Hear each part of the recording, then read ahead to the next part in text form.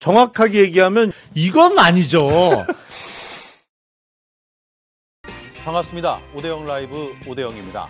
내란 특검, 거부권 행사 2번 뒤 폐기, 김건희 특검, 거부권 4번 행사 뒤 폐기, 최상병 특검, 거부권 3번 뒤 폐기, 특검 남발이라는 주장에 대해 거부권 남발이라는 반박이 나왔던 이유입니다.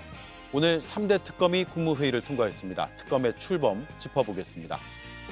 브리핑에 참여하는 기자들의 모습도 중계하겠다는 대통령실에 대해 언론사 길들이기라는 주장이 나왔습니다. 어제 앵커 한마디를 통해 전해드렸다시피 백악관에서도 쓰고 있는 방식입니다. 언론 자유 위축이나 언론 길들이기와도 거리가 있어 보이는데 왜 이런 주장이 제기되는 건지 따져보겠습니다. 단도직입에선 정성호 더불어민주당 의원을 인터뷰합니다. 함께할 네 분을 소개해드리고 이수진 앵커의 브리핑으로 시작하겠습니다.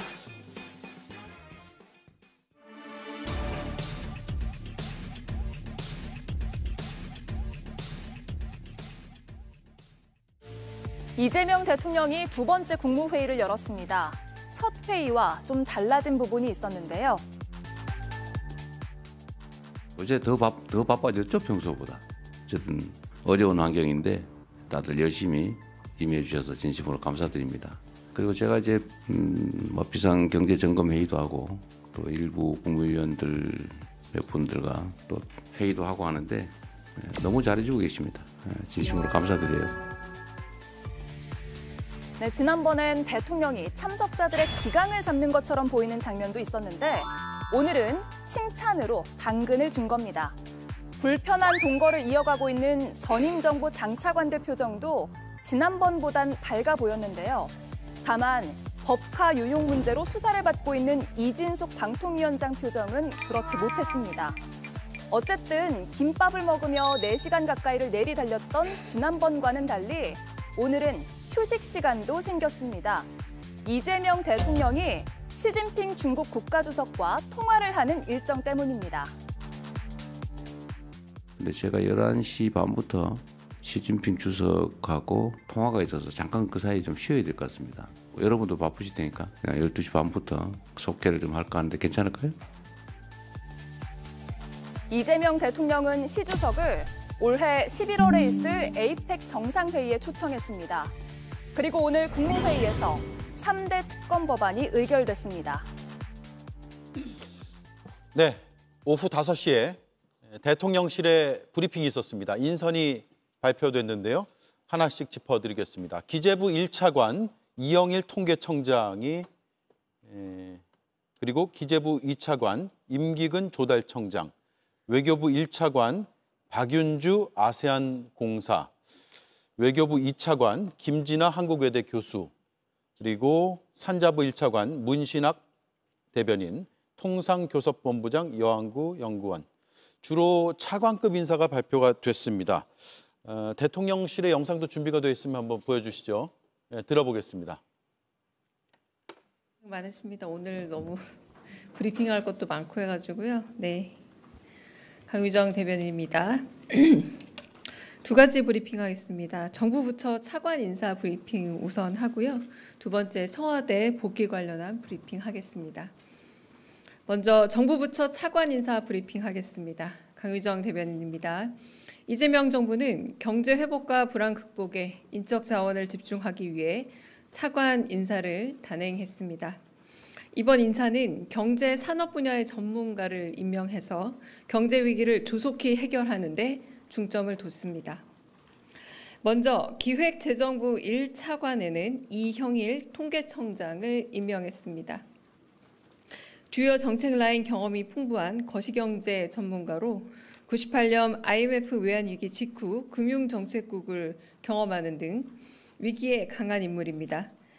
미국 IBRD 선임 이코노미스트로 국제적인 감각을 갖췄고 기재부 직원들이 꼽은 닮고 싶은 상사에 3차례나 선정될 정도로 내부 신망이 두텁습니다. 복합적인 위기에 처한 한국 경제의 현실을 진단하고 해법을 찾을 적임자입니다.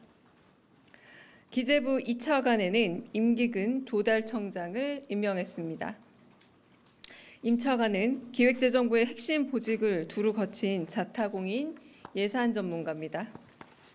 정책 조정과 성장 전략 분야의 전문성을 겸비했고 국회 예결위 파견 경험을 바탕으로 국회와의 협력도 능숙하게 해낼 것입니다. 적극 재정으로 위기 극복의 마중물이 되고 네, 조금 전 전략의 용산 토대를 대통령실에서 닦을 예산, 정책 기재부 1, 2차관 등 차관급 앞으로의 인사 활약이 발표가 기대됩니다. 있었고요.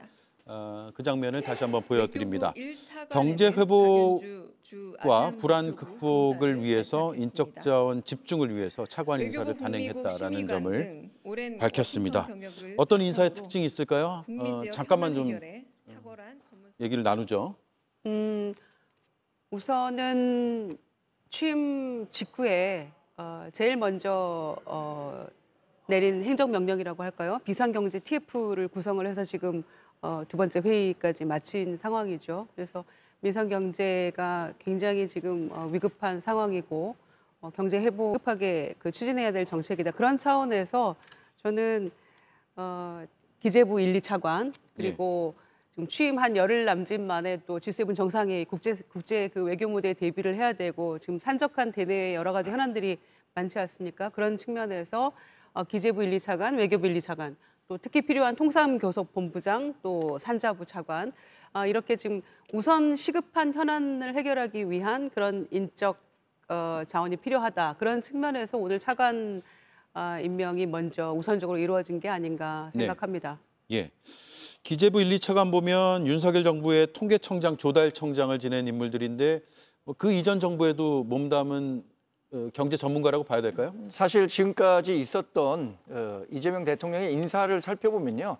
특히 경제 관련 인사와 관련해서는 정통 경제 관료를 중용한 게 눈에 띕니다.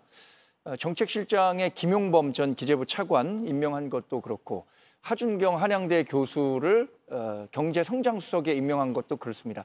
하준경 수석 같은 경우에는 이재명 대표가 야당 대표 시절부터 정책적 조언을 많이 했었던 분이고요.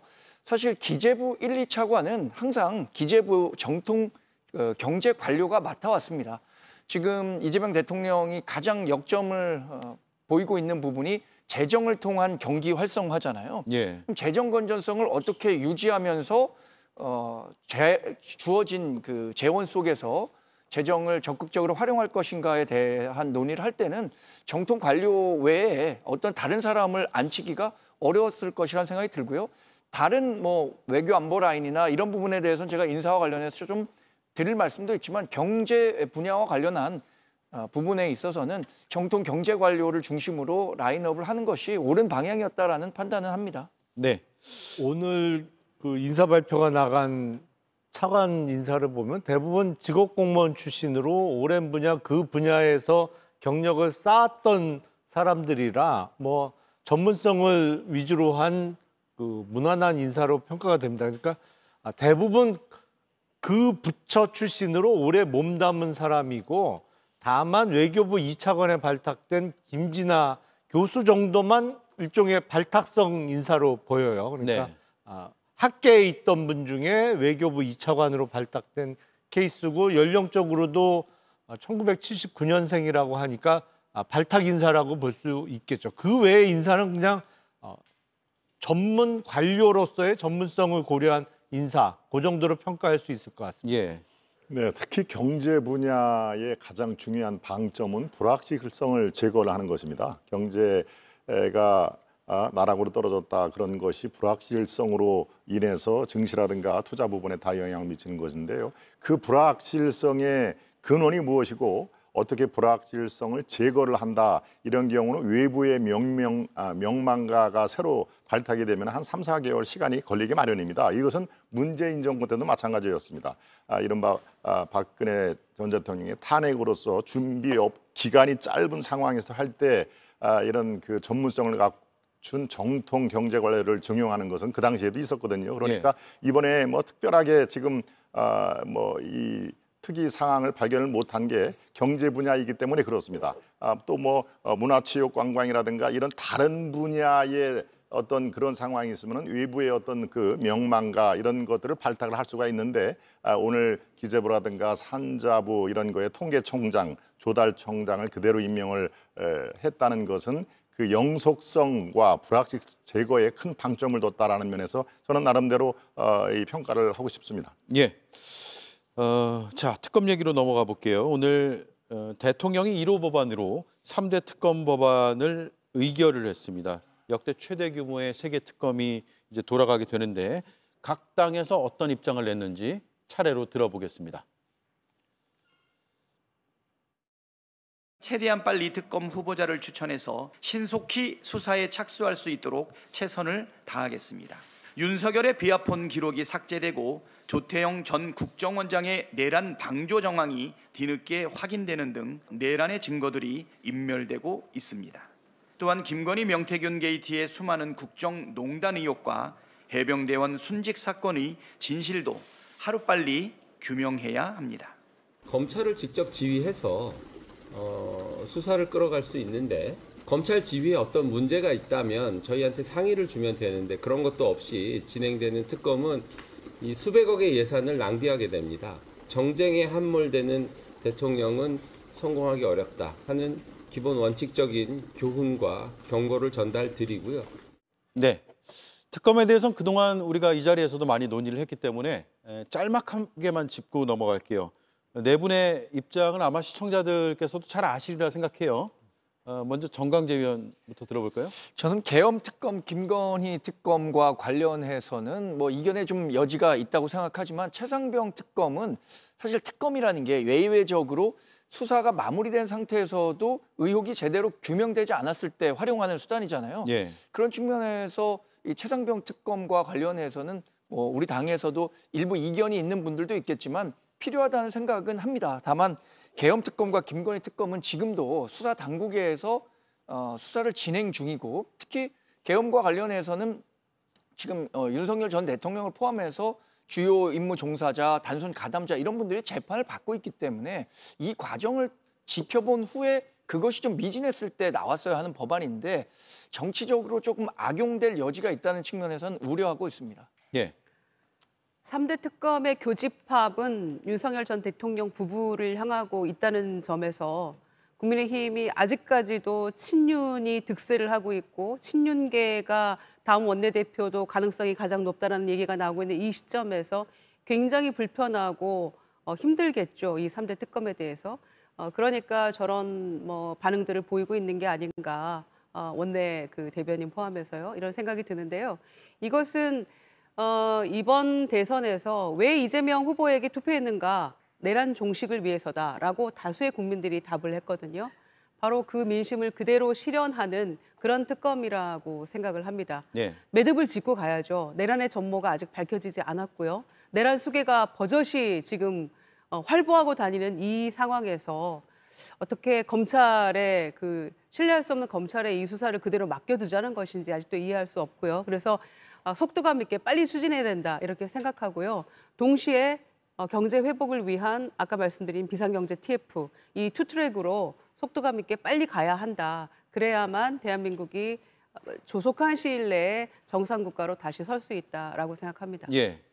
네, 이재명 정부의 최초 법안 의결 이것이 민생이나 경제 쪽이 아니라 정쟁이라고 의심을 하는 분들이 적지 않은 상황에서의 세 가지 특검 이것은 아쉬운 부분이 분명히 있습니다. 상징적인 의미에서라도 민생, 경제 이런 쪽의 법안이 나왔어야 하는 거 아닌가. 그것이 바로 이재명 대통령의 취임사의 이 정신 아니겠습니까? 취임사 따로 이 전국 정쟁 물론 정쟁이라고 볼 수 있는지 없는지는 치열한 논쟁이 더 있어야 됩니다. 적지 않은 국민들이 그렇게 될 수밖에 없다. 원래 특검은 야당이 지금까지 주도를 해서 발의한 거 아니겠습니까? 이른바 검찰의 수사가 이 편파적으로 여당에 유리하게 돼 있다. 그래서 보다 객관적인 특검을 통해서 한번 이게 따지는 그런 모습이 바로 우리가 알고 있는 특검인데요. 글쎄요, 지금 정말 이 국민의 50%의 득표에는 실패를 했습니다만 49.1%라는 국민의 다수에 의해서 선출된 대통령이 특검을 1호 법원으로 한다. 그건 여러 가지 좀 우려 섞인 상황이 있습니다. 딱 한 가지만 지적을 해드리겠습니다. 왜 우려가 되느냐? 이게 지금 시작이 되면요, 6개월 동안 수사가 됩니다. 6개월, 거의 6개월이죠. 수사가 된 다음에 거기서 끝나는 게 아닙니다. 수사가 끝나고 기소가 되면은 이제 그 이후로는 또 재판이 진행이 되는데요. 그렇게 되면은 1년 내내 내년 6월 달까지 이거는 특검과 재판이 진행이 됩니다. 시청자 여러분이 지금 저 화면을 보시겠지만 파견 검사만 120명. 네, 이거는 대구지검과 부산지검의 그런 규모하고 맞먹는 숫자입니다. 그러니까 얼마나 많은 그 검사들이 이제 탈탈 터는 모습이 되면은요. 예. 이것이 집권 민주당에서는 부인을 하지만 6월 초에 지방선거가 있지 않습니까? 네, 지방선거까지 영향을 미칠 수밖에 없는 특검 구조가 그 프레임이 그렇게 쌓여 있다라는 점에서는 우려를 안 할 수가 없습니다. 뭐 이미 특검이 통과가 된 상태이지만 아무튼 운영 면에서는 많은 국민들이 걱정을 하는 것을 조금 신경을 썼으면 좋겠다. 그것이 바로 이재명 정권의 성공의 요인이 아닌가 저는 그렇게 축원을 드립니다. 예. 왜 세 개 특검을 이렇게 한꺼번에 하느냐? 이른바 김건희 특검은 이번이 6번째로 통과된 것입니다. 그러니까 번번이 거부권 행사로 막혔었던 것이죠.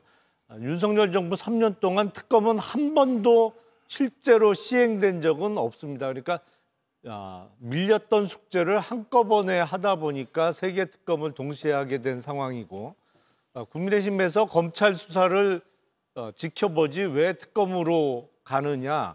사실 특별히 또 내란 특검 같은 경우에는 수사기관이 관련되어 있다는 의혹이 매우 짙습니다. 검찰뿐만 아니라 경찰을 비롯한 수사기관의 고위층도 내란 혐의에서 자유롭지 못하기 때문에 범죄 혐의를 받고 있는 사람이 자신의 범죄를 수사하게 놔둘 수는 없는 것이죠. 그러다 보니까 특검으로 의혹을 해소해야 되는 것이고, 수사 이후의 재판 과정이 뭐 6개월이 걸릴지 1년이 걸릴지 두고 봐야 되겠습니다만, 정의를 실현하는 데 있어서는 글쎄 온 국민의 의혹을 해소하는 데 1년은 시간 낭비는 전혀 아니다, 이렇게 생각이 됩니다. 네. 자, 예상대로 팽팽한 입장 차이가 있었습니다. 제가 말씀 중에 김동원 의원이 그 득표율을 말씀하셨는데 네. 49.1%라고 말씀하셔서 네. 이재명 대통령이 당선될 때 득표율은 49.42%라는 거 예, 제가 숫자를 맞습니다. 네. 바로 잡아 드리면서 이어가도록 일부러 하죠. 깎을 의도는 없었습니다. 예. 자, 오늘 국무회의에서 바로 이 특검 법안이 공포가 됐는데, 국무회의의 모습을 조금 더 보겠습니다. 지난 회의 때와 약간 뭐 느낌이나 분위기가 좀 달랐다고 해요. 국무위원들에게 최선을 다해달라는 주문은 비슷했지만 그 메시지의 내용이나 또 방식의 차이가 있었습니다. 들어보겠습니다. 우리 국무위원 여러분들, 어제 더 바빠졌죠, 평소보다. 어려운 환경인데 다들 열심히 임해 주셔서 진심으로 감사드립니다. 우리야 국민으로부터 위임받은 일을 하는 국민들의 대리인이지 특정한 인연 때문에 하는 일은 아니지 않습니까? 그 일순간도 놓치지 말고 우리 5,200만 국민들의 삶에 달린 일이니까 언제나 최선을 다해주면 좋겠습니다. 너무 잘해주고 계십니다. 예, 너무 잘해주고 계십니다. 어떤 의미일까요? 글쎄, 아마 저기 앉아있는 국무위원들이 이미 사의 표명을 했는데 박성재 법무부 장관 사표만 소리되고 나머지는 그대로 지금 머물러 있는 분들 아닙니까? 예. 아마 신임 대통령하고 이렇게 국무회의를 계속하면서 서로 질의응답도 해가면서 소통하면서 이런 자리를 갖게 될 거는 아마 생각 못했을 것 같아요. 저분들도. 그리고 과연 저기 앉아있는 분들 중에서 몇 분이나 이재명 후보에게 투표를 했을까 이런 생각도 한편 들게 되는데, 아마 지난 3년간 못 해봤던 경험이 아닐까 생각을 합니다. 그런 점에서 뭐 한시적인 그런 그 동거가 되겠습니다만, 그 상황에서도 주어진 시간에 국정 공백 없이 지금 뭐 대내적인 상황도 그렇고 민생 경제 문제도 그렇고 굉장히 다 그 위급한 상황이기 때문에 국정 공백 없이 이렇게 해 나가자, 뭐 그런 취지로 지금 위로도 하면서 격려도 하면서 이런 모습인 것 같은데요. 다만 제가 한 가지 참 저분들이 오늘 이 3대 특검법을 이제 의결하는 그런 자리 아니었겠습니까? 그분들도 찬성을 했겠죠. 누구 하나 반대하는 그런 의견을 제시하지는 못했을 거라고 생각하는데 네. 지난 그 수많은 거부권 행사, 지금 3개 특검 도합 한 거의 뭐 8, 9번 정도의 거부권 행사가 됐지 않았습니까? 그때의 그들의 그 모습과 오늘 국무회의에서의 지금 저 장관들의 모습을 서로 비교를 해봤을 때 본인들은 어떤 생각을 하면서 저 자리에 앉아 있었을까? 좀 더 올바른 제안을 전임 대통령에게도 했다면 이 모양 되지는 않았을 텐데라는 그런 자괴감이 좀 드는 그런 장면이었던 것 같습니다. 그러나 남은 동안에 힘을 모아서 어쨌거나 국정에 공백 없도록 열심히 최선을 다하는 모습을 보여주시기 바랍니다. 예, 여러 국무위원들의 표정이 좀 덤덤해 보이긴 했고요. 저는 눈에 띄는 게 이진숙 방통위원장의 표정은 조금 마음이 드러나지 않나라는 생각이 들어요. 다른 국무위원에 비해서. 지난 회의 때도 표정이 상당히 좋지 않았는데 오늘도 그런 모습으로 계속 일관하고 있는, 그래서 이렇게 사진도 보도가 오늘 많이 됐습니다. 이진숙 위원장은 또 법인카드 유용 의혹으로 고발이 돼서 지금 압수수색 여러 차례 받고, 오늘 민주당 과방위원들은 즉각 사퇴하라, 그리고 빨리 직접 수사하라, 경찰에게 촉구하기도 했습니다. 자, 이 국무회의는 꽤 이런 식으로 많이 흘러갈 것 같아요. 앞으로도 인사청문회까지 다 거치려면요. 그렇습니다. 근데 국무위원은 기본적으로 정권, 대통령이 임명하는 정무직이지만 뭐 이재명 대통령 얘기한 것처럼 기본적으로는 공복입니다. 그분들의 그 가장 중요한 임무는 대통령과 이 대한민국을 위해서 일하는 것이에요. 그게 본분입니다. 그래서 지금 뭐 심적으로 좀 불편한 마음은 있을 겁니다. 그리고 특검법을 처리하는 과정에서 저는 앉아 계신 분들이 다 모두 100% 동의해서 취임 의결 과정에서 참여했다고 생각하지는 않습니다만, 사실 국무위원회는 심의 의결에서 많은 국무위원들이 반대한다고 하더라도 대통령이 결정을 내리면 그게 바로 의결 사항이 되는 거거든요. 예. 그래서 지난번에 계엄 관련해서 국무회의가 있었느냐 없었느냐 할 때도 반대 의견을 내는 게 중요한 것이 아니라 대통령이 그 국무회의를 했느냐 안 했느냐가 중요하다고 했었잖아요. 앉아 계신 분들은 결국에는 공무원으로서 대한민국을 위해서 일하고 있는 분이니까 다소 불편한 심경이라도 자기가 맞는 날까지는 본인의 업무에 최선을 다해야 할 거라고 생각합니다. 예. 국무위원들의 심의 의결 절차를 거쳐서 특검법이 이제 공포가 됐는데 대통령만 찬성한다고 이게 되는 건 아니지 않나요? 어떻게 됩니까? 그렇죠. 국무위원들이 절차상으로는 어쨌든 다수의 찬성이 필요한 거 아니에요? 그렇죠. 찬성을 하고 또 그 부기도 해야 되는 거죠. 찬성하는 자신의 의견에 대해서 부기도 해야 돼서 국무회의를 하면 항상 회의록을 남기죠. 예. 그래서 안건별로 부기를 합니다. 예, 그렇군요. 아마도 대통령의 뜻을 아마 존중해서 그렇게 했을 것이다라는 취지로 말씀하신 거겠죠. 제가 한번 확인해 보겠습니다. 왜냐하면 예. 심의 의결을 하되 예. 대통령이 결정하게 되면 그게 국무위원회 결정으로 확인이 되는 걸로, 지난번에 계엄 관련해서 국무회의 과정에선 그렇게 얘기가 됐었던 걸로 알고 예. 있거든요. 그거는 저희도 제작진도 한번 확인을 해볼게요. 지금. 네.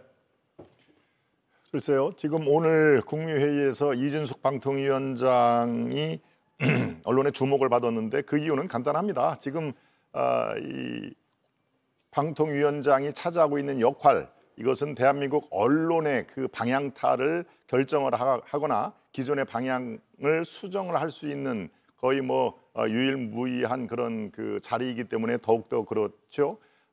지금 이런 식으로 내년 전임 방통위원장의 임기를 채우는 걸로 지금 돼 있습니다. 그래서 내년 8월까지 임기가 돼 있는데요. 아마도 어떤 식으로든지 이진숙 방통위원장이 임기를 채우지는 못하게 할 것이다라는 것이 제 개인적인 생각입니다. 뭐 끝까지 버티면은 참 이재명 정권이 이진숙 방통위원장을 끌어내리기 위한 또 다른 어떤 뭐 획책 이런 것들이 있으면은 정권의 초기에 어떤 그 개혁 탄력성을 많이 훼손이 되기 때문에 저는 이것이 아주 이재명 대통령으로서는 국무회의에서 많은 민생을 다뤄야 함에도 바로 방통위원장의 거취 문제를 다른 식으로든지 집중적으로 이 거론을 할 것이다라고 하면서 그렇다면은 방통위원장의 어떤 그 거취는 조만간에 어떤 이 시청자 여러분이 알 수 있게끔 방향을 설 것이다. 그만큼 지금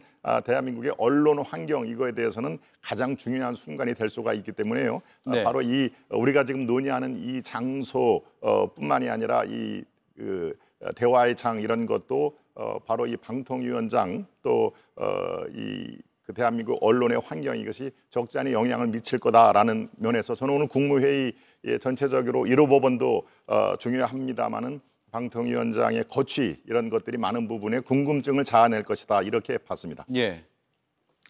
오늘 두 번째 국무회의죠. 지난주에 첫 번째 국무회의 이어서 이제 두 번째는 이재명 대통령이 참석한 국무위원들에게 주로 칭찬과 격려를 많이 한 거 아닌가 싶습니다. 물론 그 칭찬과 격려가 전혀 귀에 들어오지 않았을 국무위원 참석자도 분명 있어 보입니다. 표정에서 읽힙니다만 다른 국무위원들, 특히 직업 공무원 출신의 장차관 입장에서는 왜 그런 말이 있잖아요.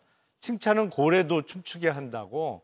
대통령이 잘해주고 있다, 뭐 열심히 해줘서 고맙다 이렇게 격려와 칭찬을 하게 되면 뭐 혹시라도 기대감에 더 열심히 하게 되지 않을까 싶습니다. 그래서 뭐 리더십의 한 전형을 보여주고 있는 거 아닌가 싶습니다. 예. 자, 이렇게 좀 정리를 하고요. 이 부분을 집중적으로 토론을 하고 싶은데 네 분 중에 두 분은 기자 출신이고 대변인, 또 두 분은 대변인 출신이시니까 대통령실 그 브리핑룸에서 브리핑을 하잖아요, 매일. 기자들의 얼굴, 질문하는 기자들의 얼굴도 생중계하겠다라고 밝혔는데 오늘 국민의힘 이상희 의원은 언론사 길들이기에 불과하다. 좌표 찍기 매개체가 되는 것이다. 이렇게 주장을 했거든요. 반면에 이재명 대통령은 우연히 댓글을 통해 접한 제안인데 의미가 있다고 판단해서 실행을 옮겼다라고 그 의미와 취지를 설명을 했습니다. 이거 어떻게 봐야 될지 네 분의 의견이 굉장히 궁금한데 일단 백악관의 브리핑 모습 한번 보겠습니다.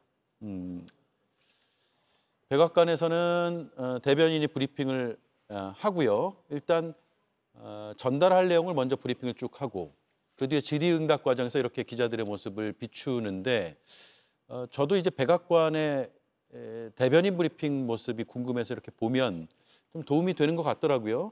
기자들의 얼굴도 이렇게 나오고 또 어떤 내용을 어떤 기자, 어느 매체가 질문하는지도 판단을 해볼 수 있기 때문에 보는 사람 입장에서 굉장히 유용하다라는 생각이 들었는데 일각에서는 언론 길들이기다 이런 주장이 나오기 때문에 한번 짚어봐야 될 것 같아요. 정강재 위원 생각은요? 굉장히 좀 어려운 문제입니다. 제가 사실 이 내용과 관련해서는 일요일에 그 대통령실 출입 기자로부터 이런 이야기를 듣고 국민의힘에서 공식 입장을 좀 내주는 게 어떠냐라는 요청을 받았어요. 기자가 요청을 했다고요? 네, 그러니까 어떤 내용이냐면 이렇게 그 질문하는 기자들도 같이 카메라로 찍겠다라고 하는 것에 대해서 저는 한편으로는 이게 뭐 쌍방향 소통이라고 하는 긍정적인 측면도 있지만 반대로 걱정하는 목소리를 제기한다면 우리나라가 이제 정치 양극화가 굉장히 심해지고 팬덤 정치 또 극렬 지지자들이 굉장히 많은 상황에서 우리나라의 매체 환경과 미국의 매체 환경은 좀 다르다는 측면도 고려하지 않을 수가 없다고 생각했습니다. 예. 그래서 우리나라의 정치 환경을 고려했을 때 질문하는 사람들을 다 카메라로 찍는다고 한다면 혹시 기자들이 질문을 하기 전에 비판적인 질문에 대해서는 일종의 자기 검열에 들어갈 수 있는 것 아닌가라는 걱정도 생길 수 있다라고 얘기를 했습니다. 그런데 반대로 외국에서도 다 이렇게 진행되는 것이고 질문하는 사람들이 강단을 갖고 질문해야 되는 것 아니냐라는 뭐 반박 여론이 있을 수 있기 때문에 제가 공식 논평으로 이야기하진 않았는데 이게 잘 운용이 되면 그러니까 도어 스태핑 같은 경우에도 의도가 굉장히 좋았음에도 불구하고 제대로 운영되지 않아서 불과 시행된 지 얼마 안 돼서 그만뒀잖아요. 예. 이 방식이 운영 과정에서 일정 정도의 부작용도 있을 수 있다고 생각합니다. 부작용도 있을 수 있다. 다른 의견은요? 아직 시작도 안 했는데 부작용부터 얘기하는 거는 조금 성급한 결론이 아닌가 생각하고요. 첫째. 두 번째는 이전 정권에서 바이든 날리면 사태부터 해가지고 전용기에 타지 마, 뭐 이런 일까지 있지 않았습니까? 마치 전용기의 탑승 비용을 정권 차원에서 다 대는 것처럼 국민들을 착각하게 만들기도 했습니다만 전용기에 함께 취재, 출장 가는 것은 언론사에서 다 비용을 대는 거 아닙니까? 네. 그런데 마치 정권에서 내주는 건데 너는 타지 마 이렇게 했던 것처럼 국민들이 착각도 했어요, 처음에는. 그러니까 이런 일도 겪었고 또 하나는 최근까지도 국민의힘 지도부를 포함해서 특정 언론사에게 질문 안 받겠다. 그 언론사는 나는 뭐 질문 안 받겠다. 밀치기도 하고 이런 모습까지를 보여줬던 바가 있었는데 그 국민의힘에서 지금 이 브리핑룸 어떤 개선 책을 가지고 언론 길들이기다. 이렇게 반응을 보이는 것은 저는 좀 말이 안 된다고 생각하고요. 첫째. 두 번째는 이 시스템을 좀 바꾸는 것은 또 그 댓글에서 우연히 좋은 아이디어다라고 대통령이 보고 지금 이렇게 도입해보자라는 거 아닙니까? 우선 해보는 겁니다. 그리고 질문하는 기자들도 본인의 어떤 책임감을 가지고 질문하는 것이고 또 국민을 대신해서 국민 1호가 바로 기자다라고 얘기하는 거 아닙니까? 더군다나 대통령실 출입 기자는 그 책임감이 더 하겠지요. 그런 측면에서 실시해 보고 또 매번 이게 이 상황이 뭐 질의응답이 이어지는 그런 상황이 아닐 수도 있기 때문에 저는 충분히 도입할 만한 제도인 것 같고 도입한 다음에 또 기자들의 의견을 물을 수도 있다고 생각합니다. 그래서 네. 이런 점은 이렇게 좀 개선을 해 나가자. 이렇게 또 건의하고 수정해 나가고 그런 과정이 좀 필요하지 않을까. 우선은 좀 도입해서 또 누구로부터 어느 언론사 막론하고 자유롭게 질문할 수 있고 또 답변하고 이런 모습들을 우리 국민들이 좀 목말라 하지 않았을까 싶어서 우선은 도입해보고 또 개선점이 있으면 또 의견을 들어서 바꿔나가면 된다. 그렇게 하면 좋지 않을까 생각합니다. 저는. 예. 네, 지금 그 취지에는 저는 일정 부분 공감을 합니다. 국민들께 보다 많은 알 권리와 취재 현장을 그대로 날 것으로 그대로 생생하게 보여준다라는 취지에는 저는 반대할 이유가 없습니다만은 글쎄요, 시작도 안 했는데 부작용부터 얘기를 할 필요는 없지 않느냐. 그것도 맞는 말씀인데요. 지금 이제 저도 기자 생활을 조금 해본 그런 그 상황에서는 저게 글쎄요, 이 친민주당 또는 반민주당, 우리나라 아까 제가 언론 환경을 말씀을 드렸습니다마는 각 정권의 우호적인 그리고 그렇지 않고 비판을 먼저 하는 그런 그 언론 환경이 있는 것도 부인을 못하는 상황입니다. 지금 이런 같은 경우에 모든 기자들의 질문이 생생하게 그것도 360도 각도로 다 카메라가 돌아가는 그런 상황이라면은요. 이 기자의 특성을 한 가지만 제가 짧게 말씀을 드리면은 일반 기업의 대기업의 직원하고 기자들의 특성은 좀 다릅니다. 어디로 튈지를 모른다 하는 유명한 얘기가 있죠. 서울에서 부산까지 기자 3명을 같이 몰고 가는 것은 무엇보다 더 어렵다라는 그런 그 우스갯소리가 있습니다만은 만약에 그렇다면 이 브리핑룸이 어떻게 어디로 튈지 모르는 상황에서 악용할 여지가 있다. 도어 스태핑에도 취지는 좋습니다만은 거기에 이 생중계할 때 또 도발적인 질문이 나오지 않습니까? 그것보다도 더 이 환경 자체가 위험에 노출될 수는 있다. 그것까지 물론 각오를 하고 저런 것들 시행이 됐으면 저는 좋습니다. 지켜보겠습니다. 그리고 성공하는 언론 환경으로 이어지기를 바랍니다만은 글쎄요, 언론이 더 치열하게 아마 논쟁의 어떤 시발점이 될 우려는 조금 있다라는 면에서 저는 양측의 어떤 그 명과 암을 말씀을 드립니다. 예. 근데 저는 도저히 이해가 안 됩니다. 그러니까 카메라가 비춘다고 질문하기를 주저하거나 본인이 하고 싶은 질문을 못하고 삼가하게 된다면 그 기자를 그만둬야 되는 상황 아닌가요? 예. 백악관은 앞서 이야기가 나온 대로 질문하는 기자의 얼굴도 다 비춥니다. 그러다 보니까 지금 미국 기자 중에 가장 오래 백악관을 출입했다는, 그러니까 존 F 케네디 대통령 시절부터 버락 오바마 시절까지 계속 출입을 이어갔던 헬렌 토마스 기자죠. 그런 스타 기자가 나오잖아요. 예. 워낙 유명한 분입니다만 맨날 우리처럼 목소리만 들어가거나 아니면 뒤통수만 비춰줬다고 하면 그런 스타 기자가 나올 수 있겠어요. 그러니까 오히려 기자 입장에서는 더 환영해야 될 사안이라고 생각을 하고, 글쎄 국민의힘처럼 언론 길들이기다, 그건 도저히 이해하기가 어렵습니다. 예. 저도 지금 뭐 이성희 의원이 얘기한 것처럼 좌표 찍기의 매개체가 될 것이다, 이렇게 완전한 동의하기는 어려운데, 다만 저도 뭐 청와대 출입 기자를 했었고 일선에 있는 지금 대통령실 출입 기자들도 일정 부분 이게 심적 부담이 될 수는 있을 것 같다라는 토로를 하고는 있습니다. 그러니까 이게 저도 의도 자체는 좋습니다. 그런데 모든 정책이라는 게 뭐 지옥으로 가는 길은 다 선의로 포장돼 있다고 하잖아요. 예. 그래서 그 과정에서 발생할 수 있는 부작용이 일부라도 있다면 그런 부분에 대해서도 뭐 보완책을 좀 마련해야겠죠. 그리고 뭐 백브리핑이라고 우리가 흔히 얘기하는 것들 있잖아요. 실제 브리핑 과정에서 오고 가는 질의응답보다 카메라가 없을 때 이루어지는 백브리핑이 훨씬 더 많은 비중을 차지하고 있는데, 그럼 그런 것들은 어떻게 할 것인지 예. 이것에 대해서도 좀 명확하게 설명을 해주면 좋을 것 같아요. 네. 대통령 기자회견 때는 또 질문하는 기자들 비추잖아요. 무슨 차이가 있을까라는 생각도 저는 들고, 또 하나는 보는 이제 국민들, 시민들, 대중들, 시청자들이 그게 도움이 된다고 하면 그게 최고의 우선 기준이 돼야 되지 않을까라고 저는 생각합니다. 예, 오늘은 뭐 생각을 각자 나누는 자리였으니까요. 자, 두 번째 이슈로 넘어가겠습니다. 우상호 정무수석이 국회를 찾았는데요. 이수진 앵커가 브리핑하겠습니다.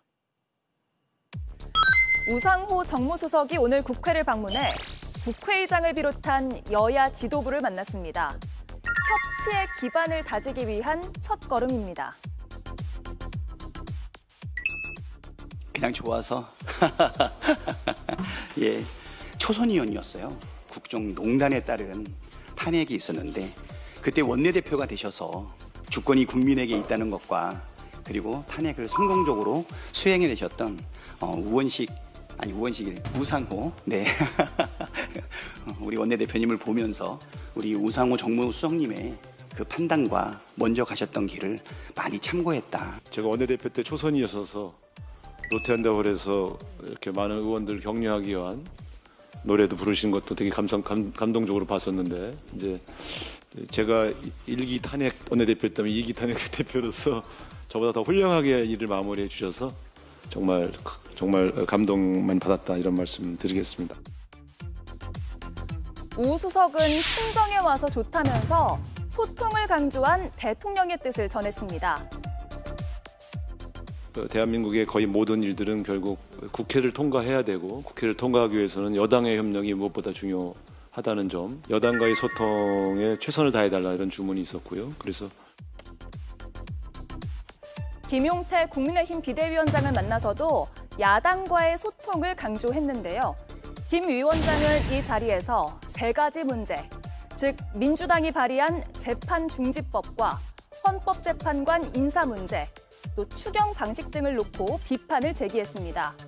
우상호 수석은 이 또한 가감없이 전달하겠다고 화답했습니다. 그러면서 어려운 조건에서 당을 수습하기 위해 노력하는 모습을 높이 평가한다고 치켜세웠습니다. 네, 우상호 정무수석이 대통령의 협치 메시지를 들고 국회를 찾았습니다. 앞서 민주당 지도부를 만난 모습을 주로 봤고요. 오후 4시에는 국민의힘 김용태 비대위원장을 만났는데 그 장면도 준비했습니다. 보겠습니다. 지금의 정치 상황은 협치보다는 대치에 가깝습니다. 그럼에도 국민의힘은 정부가 국민을 위한 일을 하겠다면 언제든 협조할 준비가 되어 있습니다. 수석님, 정치는 말로 하는 것이지만 책임은 결과로 남습니다. 정권은 바뀔 수 있어도 헌법 정신이 바뀌어서는 안 됩니다. 법 위에 선 권력은 오래가지 못합니다. 정무수석의 역할은 이런 민심 또 야당의 의견까지를 포함해서 여과 없이 대통령에게 전달하는 것이 제 임무라고 생각하고 있고요. 지금 어려운 조건에서 당을 수습하기 노력하시는 모습에 대해서도 그 능력과 또 노력들에 대해서도 굉장히 높이 평가합니다. 네, 자 우상호 정무수석 인선에 대한 다양한 평가들이 나오고 있는데 네 분 한 말씀씩 좀 들어볼게요. 협치를 할 수 있는 또 강화할 수 있는 적임자입니까? 아닙니까? 가장 오래 보신 김정희 의원님. 저는 우상호 정무수석 인사가 지금 이재명 대통령 첫 인선이라고 해야 될까요? 상당히 호평받는 그런 발탁이었다고 생각합니다. 네. 특히 사실 따지고 보면 정무수석의 갈 소위 급은 아니다. 조금 더 높은 어떤 비서실장이나 내지는 더 높은 자리에도 충분히 갈 수 있는 영향이 있는 정치 인사다. 경험이 오래도 그렇죠. 있으니까요. 네, 상당히 중량감 있는 인사인데 정무수석에 발탁한 것이 이재명 대통령의 어떤 통합이나 협치의 의지를 읽을 수 있는 인사였다라는 상당히 국민의힘 내부에서도 호평이 많더라고요. 그런 점에서 매우 적합한 인사였다라고 생각하고요. 특히 이재명 대통령이 후보로 당선되고 나서부터 지금까지 계속해서 통합을 강조해 왔고 또 협치가 필요하다라는 점을 계속 강조해 왔는데 취임 첫날에 비빔밥 오찬을 여야 대표들과 함께 하면서 누구도 예상치 못한 그런 오찬이었는데 자주 만나자 또 이런 얘기를 건네기도 했고요. 저는 또 그다음에 한 이틀인가 있다가 김문수 후보와 또 안부 전화했던 것도 굉장히 평가를 하고 싶어요. 예. 그 이어서 우상호 정무수석을 통해서 저는 말로만이 아닌 어떤 통합의 실천, 또 협치, 또 야당의 어떤 의견도 거르지 않고 여과 없이 듣고 전달하는 그런 수석이 되겠다고 했는데 바로 이제 그런 점이 대통령의 어떤 통합의 의지를 보여주는 그런 수석 인사였고 그런 행보가 아닌가 이렇게 평가합니다. 저는 충분히 아마 그 역할을 해낼 수 있을 거라고 생각하고요. 그동안 지난 정권에서 국회에 대해서 너무 소통 없이 보내는 바람에 일이 여기까지 온 게 아닌가라는 생각이 들기 때문에 우상호 정무수석의 역할이 굉장히 크고요. 중요하고 또 기대를 하고 있습니다. 예, 이재명 대통령이 통합과 협치를 얼마나 중요하게 생각하는지를 알 수 있는 인사다라는 말씀이고 야당 입장에서 어떤 인물입니까? 저도 개인적으로 기대하는 바가 큽니다. 우상호 의원이 민주당 원내대표도 했고요. 4선 의원인데 제가 기억하는 한 청와대든 대통령실이든 정무수석이 4선 의원급이 그동안 없었던 것으로 압니다. 최다선 의원 출신의 정무수석이고 그리고 이른바 대화가 가능한 정치인이다라는 평가를 받는 데는 충분한 것 같습니다. 원내대표 시절에도 그때가 이제 박근혜 정부 시절이었음에도 불구하고 여야 관계가 굉장히 불편했는데 그럼에도 불구하고 원만한 여야 관계를 유지하기 위해서 많은 노력을 했던 분이고 오랫동안 정치를 해왔기 때문에 지금 우리 당에서 활동하는 분들과도 교류를 많이 했던 것으로 알고 있습니다. 김희정 의원님 말씀하신 것처럼 지금 민주당이 활용할 수 있는 정무수석 카드 가운데 인물 가운데는 그래도 적임자를 선발을 했다는 판단을 하고 있기 때문에 그 나름의 역할을 잘해 주셨으면 하는 바람을 갖고 있습니다. 예. 여러 말을 보탤 필요는 없을 것 같습니다. 이제 우리가 이번 탄핵 전에 2016년 연말에 대통령 탄핵을 또 경험한 바 있습니다만 그때 당시에 우상호 의원이 민주당의 원내대표를 했고 그때 탄핵 소추가 되는 과정을 들어보면 뭐랄까요? 이제 적극적으로 탄핵을 추진하는 민주당의 원내대표로서도 시간을 많이 좀 기다려준 그래서 당시 이제 국민의힘 전신당이던 새누리당에서도 탄핵에 찬성하는 표가 60표 이상 나올 수 있도록 환경을 만드는데 가장 공헌을 많이 했던 민주당의 원내대표로 지금 국힘 의원들도 많이 기억하기 때문에 여야 간에 있어서 원활한 소통을 하는 데 있어서 최적임자가 아닌가 싶습니다. 예, 저도 관련해서 얘기를 많이 들어봤었는데 과거에 2016년에 탄핵소추안 가결될 때 그전에 새누리당 의원들을 한 명 한 명 만나서 설득했다는 거 아니에요? 우상호 당시 원내대표가. 그런 얘기를 우상호 원내대표한테 들었습니다. 예. 자, 예. 우상호 정무수석이죠. 네, 정무수석이 4선 동안 내리꽂기를 걸은 게 아니죠. 저번에 특징이 서대문 갑입니다. 지금 구청장을 하는 이성원 구청장과 이른바 돌다리 게임 한번 지구 이기고 지구 이기고 하는 걸로 아주 이 정가에 화제가 되고 있었는데 그만큼 한 번은 아주 쓰디쓴 패배를 맞고 한 번은 또 당선이라는 달콤함을 맞는 것을 계속 그 이성은 구청장과 교대를 했습니다. 그렇기 때문에 여야의 어떤 이 희비 이것을 누구보다도 잘 알 수가 있다. 그리고 또 이성은 그 상대방뿐만이 아니라 이 경쟁을 했던 분들한테도 나쁜 얘기가 별로 안 나오는 그런 이 민주당 의원 중에서 몇몇 안 되는 그런 그 의원으로 분류가 되더군요. 그래서 그런 면에서 저는 기대가 큽니다. 그리고 또 이 지금 상황에서 그 자리를 스스로 불출마 선언을 한 그 자리 끝에 이 정무수석이라는 중요한 역할을 했기 때문에 누구보다도 지금 제가 당부드리고 싶은 것은 두 번은 야당 시절에 당선이 돼 있기 때문에 야당의 어떤 그 어려움 이런 것들을 초심으로 잘 파악을 하면은 글쎄요 역대 가장 뛰어난 정무수석이었다라는 평가가 받기를 저는 고대하고 있습니다. 그 우상호 수석이 5대0 라이브 그 단도직입에서 보여줬던 소통의 자세만 보여주신다면 훌륭한 정무수석이 될 수 있을 것같습니다. 그거 다 보셨어요? 생각합니다. 그렇습니다. 아유 감사합니다. 열심히 봐주셨네요. 마지막으로 국민의힘 얘기를 짤막하게 하고 끝낼까 하는데요. 원내대표 누가 되는 겁니까? 잘 모르겠습니다. 근데 당내 역학관계만 지금 놓고 본다면 객관적으로 옛 주류, 뭐 구주류라고 하는 분들은 사실 2024년에 그 국회의원에 당선된 분들이기 때문에 이 친윤 세력이 많은 건 사실입니다. 그런데 그분들의 표가 과연 지금 당원들이 요구하는 쇄신의 방향으로 가서 분산돼서 쇄신을 요구하는 사람들로 표가 분산될 수 있을지 아니면 아직도 우리 강성 지지자들을 모아서 그 선명성을 가진 야당으로 가는 게 옳다라고 판단해서 하나의 움직임으로 갈지 그것에 따라 달라질 것 같은데 후보군들이 아직 나타나질 않았습니다. 우리가 16일 날 원내대표 선거를 하고 공고를 이번 주 금요일에 하는데 공고 과정에서 어떤 분들이 후보로 등록하느냐에 따라서 표심이 많이 달라질 것 같아요. 그러니까 강경한 목소리를 갖고 있는 분들을 대표해서 어느 분이 나올지 또 중도적인 목소리를 내고 있었던 분들 가운데 예를 들어서 뭐 김도읍 의원 같은 분이 하마평이 오르는데 실제 원내대표 선거에 나오게 되는지 이것에 따라서 결과가 많이 달라질 것 같아서 제가 누가 되겠다라고 얘기 드리기는 어렵겠습니다. 협치 얘기하다가 질문 드려서 조금 그렇습니다만 여당 입장에서 볼 때 지금 국민의힘 상황은 어떻습니까? 저는 아직도 이 마당에도 친윤계가 있다는 게 일단 놀랍고요.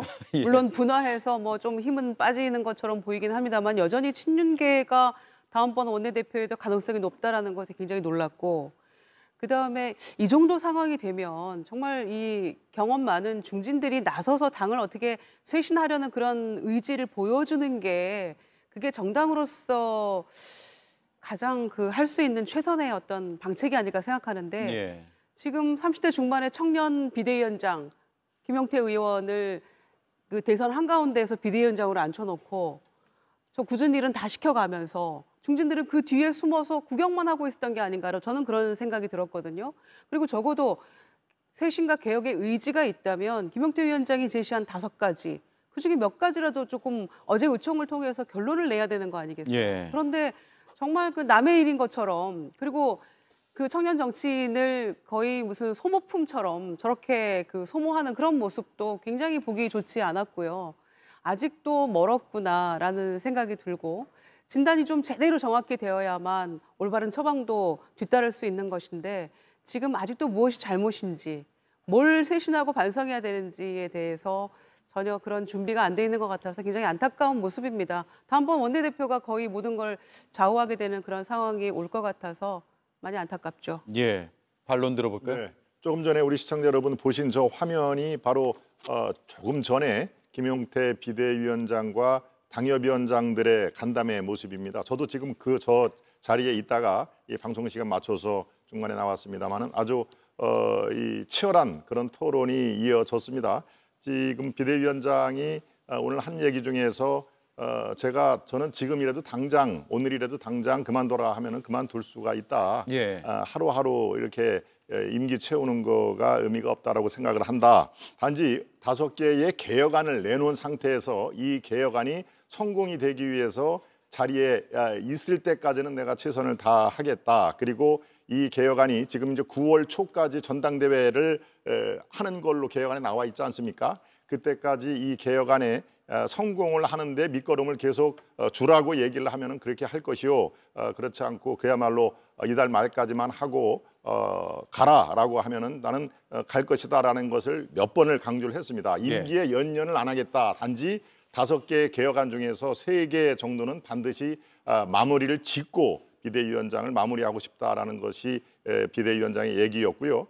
네, 한 가지 덧붙인다면은 글쎄요, 친윤 얘기를 이제 거듭 하시고 또 앞으로도 계속 하실 텐데 그렇다면 제가 다시 여쭙겠습니다. 지금 민주당 내 친명과 비명이 그렇게 아주 명쾌하게 구분이 되나요? 아마도 그렇지는 않을 텐데요. 이른바 친윤은 이른바 비상계엄과 탄핵 사태 때 만들어진 그런 그 뚜렷한 하나의 어떤 그 고유명사가 됐습니다만은 당 내부를 비교적 잘 아는 대변인으로서는 그렇게 친윤 또 비윤 이런 것들이 명확하게 구분이 되지 않을 정도로 분화가 돼도 많이 분화가 됐다 이런 말씀드립니다. 알겠습니다. 1분 남았는데요. 남은 1분은 김용남 의원께 드릴게요. 지금 국민의힘이 그 혼란을 극복하기가 쉽지 않은 것이 인적 구성에 문제가 있다고 봅니다.